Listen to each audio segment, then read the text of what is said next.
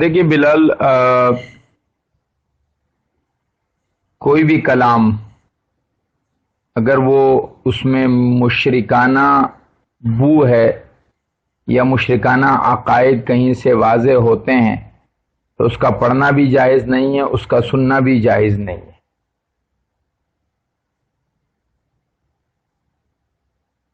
اور موسیقی کا سننا تو شرعاً جو ہے وہ بالکل بھی جائز نہیں ہے، اس لیے کہ آپ علیہ السلام نے فرمایا کہ موسیقی جو ہے ان الغنا ينبت النفاق كما ينبت الماء الزرع، کہ موسیقی جو ہے وہ انسان کے دل میں منافقت کو ایسے پیدا کر دیتی ہے جیسے کہ پانی جو ہے وہ پودوں کو کے اندر جان ڈال دیتا ہے، وہ پیدا ہو جاتی ہے۔ تو قوالی میں دو چیزیں ہیں۔ قوالی میں ایک ایسے الفاظ کا استعمال جو شرکیہ ہو، حرام ناجائز، دوسرا میوزک ہے جو کہ حرام ناجائز ہے۔ لہٰذا قوالی اگر صحیح الفاظ کی بھی ہے تو بھی میوزک کی وجہ سے اس کا سننا جائز نہیں ہے،